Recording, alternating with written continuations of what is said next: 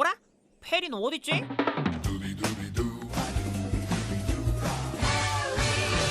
오린 어그리 페리, 피니아 퍼브가 키우는 애완동물로 주인공 형제보다 이 캐릭터가 더 인상 깊었다는 평이 많은 이 만화의 진 주인공이라고 할 수 있는 미친 존재감을 보여주는 캐릭터죠. 평소에 사팔뜨기로 멍하게 있어 아무 생각 없어 보이나 사실 페리의 정체는 각종 기상천외한 방법으로 비밀 지하기지로 들어가 모노그램 소령이라는 사람에게서 악당 하인즈 두펀스먼치의 이상한 계획을 저지하라는 명령을 수행하는 오카라는 비밀 조직의 첩보원입니다. 페리는 이 털 안에 속옷을 입고 있으며 콘택트 렌즈를 끼고 있고 땀이 우유로 되어 있다고 합니다. 또 페리를 소재로 한 아무런 작동도 안 하는 장난감이 아이들 사이에서 컬트적인 인기를 끈 적도 있으며 공구 모델이 된 적이 있습니다. 페리는 우롱차를 즐겨 마신다고 하며 스파이라고 쓰여진 배지를 들고 다니고 쉬는 날에 로맨스 드라마와 감자칩을 먹으며 지낸다고 합니다. 굳이 왜 오린 어그리를 선택했냐면 아이들이 애완동물 가게에서 사달라고 조를 수 없는 희귀한 애완동물을 원했다고 합니다. 다른 동물 후보로 카피바라가 있었다고 합니다. 오린 어그리의 털 색깔은 보통 갈색이지만 초록색이 더 멋있어 보인다는 이유로 지금의 색깔을 선택했다고 합니다. 2020년에 발표된 학계의 연구에 따르면 자외선 아래에서 오린 어그리의 털 색깔은 녹색으로 보일 수 있다고 합니다.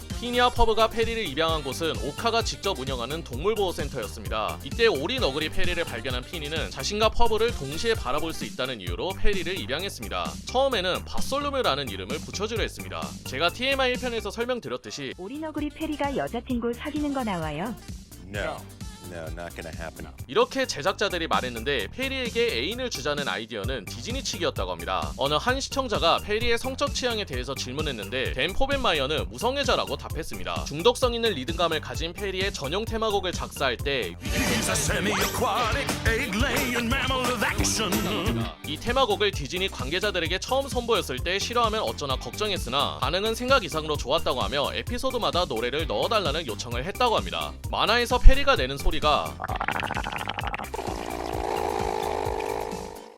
오린 어그리 페리의 성우와 제작자는 이 사실을 몰랐었다고 합니다. 네, 오린 어그리 페리에게도 성우가 있습니다. 디 브래들리 베이커라는 분이신데요. 그래비티 폴즈의 와들스, 데니 팬텀의 월프, 티모스의 레미 달러리치, 오버워치 해먼드, 레포드의 자키, 차저의 성우입니다. 페리의 100번째 두펀스먼츠 진압 작전은 조회수 500만을 넘은 인기 동영상이지만 이 작전을 수행한 오린 어그리는 페리가 아니라 다른 평범한 오린 어그리였습니다. 피니아 퍼브가 페리의 비밀 지하 기지를 발견한 적이 있습니다. 이를 눈치 못 챈 모노그램 소령이 평소처럼 첩보원 피라고 말하는데 이때 피니는 피니어스의 피냐고 착각했습니다. 또 캔디스가 페리의 정체를 우연치 않게 알아낸 적도 있습니다. 근데 환각을 일으키는 주황색 이끼 때문에 자신이 잘못 봤다고 여기고 그냥 넘어가죠. 또 언제 한 번은 캔디스와 몸이 바뀐 적이 있습니다. 뭐 당연히 페리는 캔디스의 몸으로 두펀스먼츠의 계획을 완벽하게 저지했죠. 페리의 전용 테마곡이 10대 소녀 캔디스에 맞게 바뀐 건 덤이고요. 이때 두펀스먼츠가 댄빌시의 어떤 광대 동상을 모두 가져왔는데 이 광대는 심슨네 가족들의 광대 크러스티를 패러디한 것입니다. 공동 제작자인 댄 포벤마이어와 제프 스완프 마시는 한때 심슨네 가족들에서 일한 적이 있습니다. 그래서 그런지 작중에서 심슨네 가족들과 관련된 이스터에그가 몇 개 나옵니다.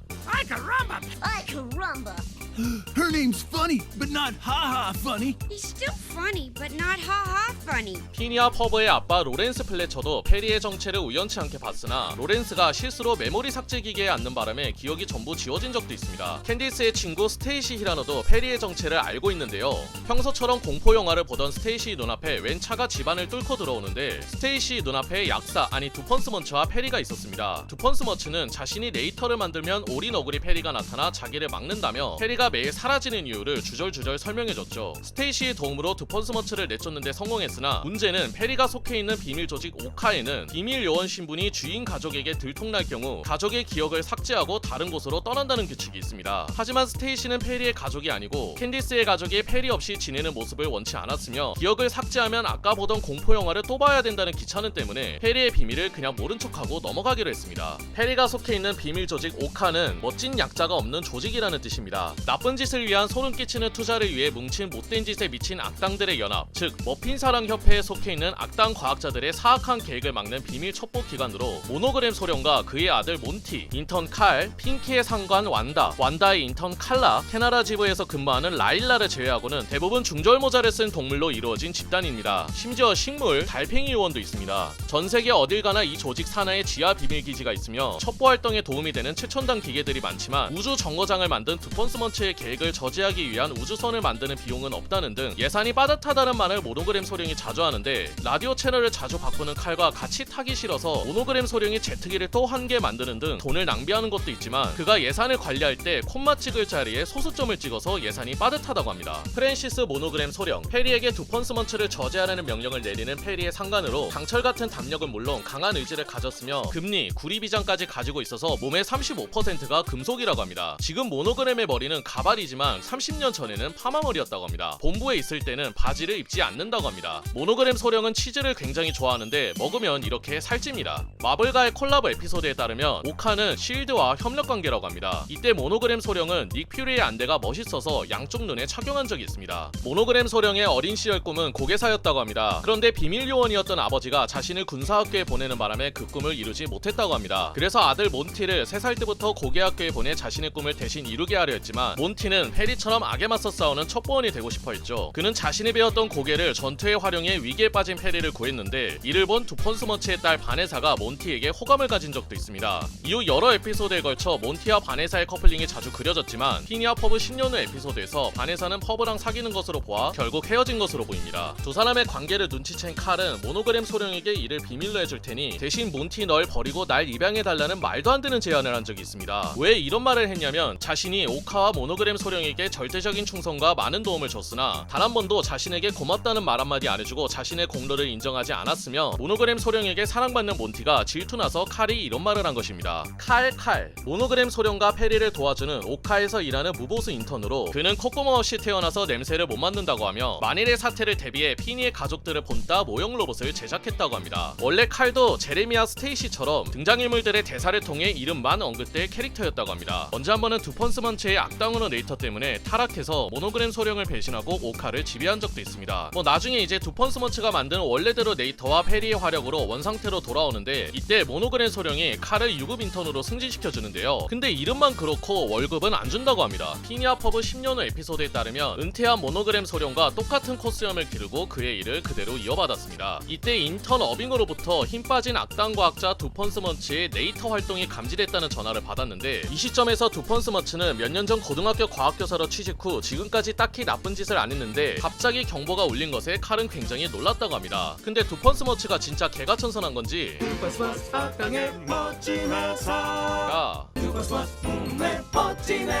로 됐으며, 이때 만든 무식하게 생긴 기계는 두펀스먼츠가 평소 만들던 네이터가 아니라 중년의 위기를 맛보기 위해서 만든 황금 목걸이 네이터를 충전시키기 위해서 만든 기계라고 합니다. 이후에 오리너그리 페리랑 같이 노는 걸 보면 이 시점에서 두펀스먼츠는 악당 일을 완전히 그만둔 것 같네요. 하인즈 두펀스먼츠, 샬린이라는 이름의 여성과 결혼했으나 이혼했고, 바네사라는 이름의 이쁜 딸을 하나 가지고 있는 겉으로 보기에 평범한 약사 아니 박사 같지만 사실 그는 피니아 퍼브가 살고 있는 도시 트라이스테이트를 지배하려는 이 만화의 메인 빌런으로, 그가 하는 행동은 너무 끔찍하고 사악해서 그 정도를 파악할 수가 없습니다. 37분 만에 배달이 안 오면 공짜인 피자를 공짜로 먹기 위해 대놓고 시간을 끈다든가, 높은 곳에 위치한 자신의 집 창문 앞에 앉아 밑에 있는 사람들의 불행한 일을 즐겨본다든가, 자신이 속한 머핑사랑협회에 새로운 악당 지도자를 뽑기 위해 개최된 악당 콘테스트에서 자신의 라이벌 로드니도 어찌하지 못한 이 기계인간 엄마를 두펀스먼츠는 한 문장으로 폭파시켰는데요. 이때 두펀스먼츠가 한 말은 "엄마 나 또 결혼해요." 이렇듯 잔인하고 치밀한 계획을 세우는 악당이며 강력한 네이터들을 만들어 도시를 지배하려 하지만 천적 오리너그리 페리에게 항상 저지당하죠. 날 저지해 오리너구리 페리. 그는 사악한 삶에 대한 압박감 때문에 잘 때 일을 간다고 하며 일을 가는 보호대를 사용한다고 합니다. 왼팔에 이블이라고 쓰여있는 문신이 있고 양팔 모두 티타늄 위수입니다. 또 두펀스먼츠는 여름 무도회의 여왕이 된 적이 있습니다. 초기 설정에서는 미틀스머츠라는 이름이었고 금발이었습니다. 다른 차원의 두펀스머츠 말고 우리가 보는 만화 속 차원의 두펀스머츠가 트라이스테이트를 진짜로 점령할 뻔한 적이 있는데요. 두펀스머츠가 만든 이 혐오스러 네이터를 맞으면 혐오스러워지게 되는데 두펀스먼츠로 변하죠. 이렇게 혐오스럽게 된 사람이 다른 사람을 물면 그 물린 사람도 두펀스먼츠화 됩니다. 나를 늘리는 거죠. 이때 스테이시와 이사벨라를 제외한 페리를 포함한 오카의 모든 요원과 피니와 퍼브까지 두펀스머츠화 되는 바람에 이때는 진짜 도시를 점령할 뻔했죠. 제작진들 중 한 명의 블로그에 따르면 피니가 두펀스머츠화 되기 전에 피니가 이사벨라에게 키스하는 장면을 넣으려 했었다고 합니다. 언제 한 번은 두펀스머츠가 악당 과학학교에서 온 로드리고라는 남학생의 멘토가 된 적이 있는데요. 정말 열심히 열정적으로 가르쳤으나 로드리고에게 배신당했죠. 이때 로드리고가 도시를 반토막 낸다는 말에 그럼 차지할 곳이 없어지는데 뭘 차지해? 응? 라고 비꼬고 그 후 로드리고가 세계를 지배할 거라는 말에 그건 못된 짓이야 라고 말하는 걸로 보아 두펀스먼츠는 세계 정복까지는 바라지 않는 것으로 보입니다. 이 에피소드에서 나온 로드리고라는 캐릭터의 이름은 댄 코벤마이어의 조카의 이름을 가져온 것이라고 합니다. 두펀스먼츠에게는 놈이라는 이름의 다람쥐 동력으로 작동하는 인공지능 로봇 부하가 있습니다. 이놈이 입고 있는 옷은 그냥 붓으로 칠한 겁니다. 두펀스먼츠는 대학 시절에 박사학위를 취득하지 못했다고 하며 전처 샬린의 돈으로 박사학위를 샀다고 합니다. 또 상징과도 같은 이 약사 가운을 살 때 옷값은 전부 전처 앞으로 달아놓는다고 합니다. 두펀스먼츠는 페리 그림이 그려진 속옷을 입고 다닙니다. 그의 운전 실력은 아주 형편없습니다. 그 어떤 상황에서도 두려움 없이 나서던 페리가 유언장을 쓸 정도입니다. 이건 시즌3 둥클베리를 찾아서라는 에피소드에서 밝혀지는데요. 해당 에피소드에서 나오는 평범한 복장을 한 엑스트라들 중에 뜬금없이 바이킹 옷을 입은 캐릭터가 있습니다. 이 바이킹은 제작진들이 실수로 넣은 캐릭터라고 합니다. 뭔가 이상한 점을 깨달았을 때는 장면이 전부 그려진 뒤였기에 다시 새로 그리는 대신 그냥 대사를 하나 추가했다고 합니다. 두펀스먼츠는 오카의 유니폼인 중절모를 쓰지 않으면 자신의 천적 오리너구리 페리를 못 알아봅니다. 천적이라고는 하지만 페리와 두펀스먼츠는 그렇게 나쁜 사이는 아닌데요. 가끔 둘이 같이 평화롭게 놀 때도 있고 파티를 망쳐 바네사의 친구들에게 야유를 듣는 두펀스머츠를 페리가 조종 레이터를 이용해 두펀스머츠를 조종하여 뛰어난 디제잉을 보여주면서 페리가 두펀스머츠를 도와주거나 두펀스머츠가 어린 시절 소중히 여겼던 빵빵이를 페리가 되찾아주는 등 곤란에 빠진 두펀스머츠에게 페리는 도움의 손길을 자주 건네주며 두펀스머츠도 페리를 도와준 적이 꽤 있습니다. 언제 한 번은 두펀스머츠가 시애틀에서 열린 사악한 천재 박람회에서 오카 소속의 비밀 요원 판다 피터를 만나 서로 첫눈에 싫어하게 됐고 자신의 사악한 계획을 막은 판다 피터를 페리 대신 새로운 천적으로 여기면서 페리를 쫓아낸 적이 있습니다. 이때 페리는 굉장히 슬퍼했고 페리와 두펀스먼츠는 서로를 굉장히 그리워했죠. 게다가 페리는 두펀스먼츠와 같이 찍은 사진을 지갑에 넣고 다닙니다. 이 과거 보여주기 네이터는 착용자의 고통과 상처뿐인 기억을 추출하여 자신의 몸에 주입하면 세상에서 가장 강력한 악의 화신이 될 수 있으나 추억에 젖어 위안을 받으면 그 힘이 사라지는 네이터인데요. 자신의 불행한 과거사를 회상한 두펀스먼츠는 진짜 악의 화신이 됐으나 페리와의 추억에 위안을 받고 결국 악의 힘이 전부 사라진 적이 있습니다. 10년 후 그리고 20년 후에도 서로 같이 노는 거 보면 페리와 두펀스먼츠의 사이는 굉장히 좋은 것으로 보입니다.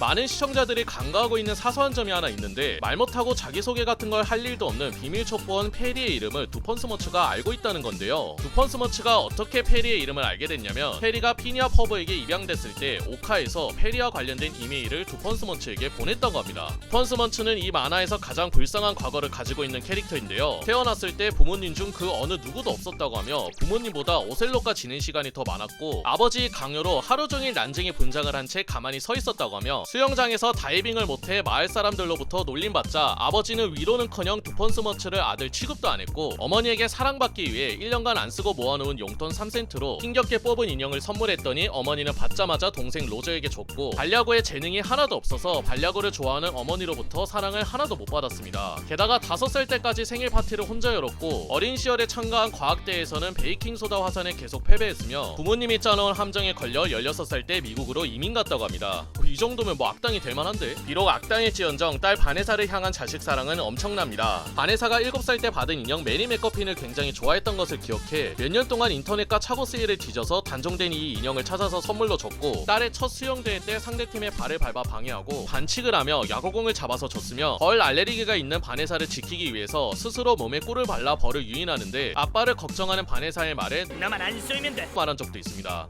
어쩌면 좋은 아빠인지도 몰라. 처음에 바네사는 아빠가 사악한 악당이라고 생각해서 캔디스가 피니와 퍼브의 만행을 엄마 린다에게 이르는 것처럼 바네사도 엄마 샬린에게 두펀스먼츠의 사악한 현장을 일러바친 적도 있습니다. 뭐 물론 얘도 캔디스처럼 실패했고요. 하지만 자신을 위해 헌신하는 아빠의 모습을 본 바네사는 두펀스머츠가 악당으로 인정받고 싶어서 네이터들을 만들고 원래 착한 사람인데 악당 배경에 맞게 나쁜 사람인 척 연기하는 것이며 진심으로 악당 짓을 원하는 게 아니다 라고 말한 적도 있습니다. 이 말을 들은 두펀스먼츠는 이제 악당 짓을 그만두고 세상을 구하는 착한 사람이 되기로 결심했습니다. 등장했죠. 이 대사는 피니아 퍼브의 마지막화 여름의 끝을 잡고에서 나오는데 이 에피소드에 따르면 바네사는 오카의 인턴십에 합격했다고 합니다. 그리고 시간이 흘러서 두펀스머츠도 오카의 첩보원이 됐습니다. 사실 전에도 한번 그가 오카에 취업한 적이 있는데 인사관리부에 올라온 그에 관한 엄청난 불평과 불만 때문에 하루 만에 해고됐습니다. 이때 모노그램 소령의 말에 따르면 놀랍게도 넌 밖에 있을 때보다 여기 있을 때 못된 짓을 더 많이 했다. 두펀스머츠는 과거에 피니의 엄마 린다와 연인이었습니다. 이때 그는 린다를 기름가스를 아끼기 위해 트렁크에 태웠고 스타가 될 거라는 린다의 말에 자신은 세계를 지배할 거라며 비아냥댔으며 자신이 만든 발명품이 다른 사람들에게 민폐를 끼치는 등 두펀스먼츠의 찌질한 행동에 질린 린다는 두펀스먼츠와 헤어지고 그 이후로 두 사람은 다시는 못 만났다고 하는데요. 이 에피소드 때문에 팬덤에서는 피니의 아버지가 두펀스먼츠가 아니냐는 가설이 돌기도 했습니다. 두펀스먼츠의 두상과 머리 스타일이 피니와 매우 비슷한 점, 두 사람 다 발명에 재능이 있고 두펀스먼츠가 이혼했다는 점 등 이런 설정 때문에 생긴 이론인데 댄 포벤마이어가 피니의 아버지는 두펀스머츠가 아니다.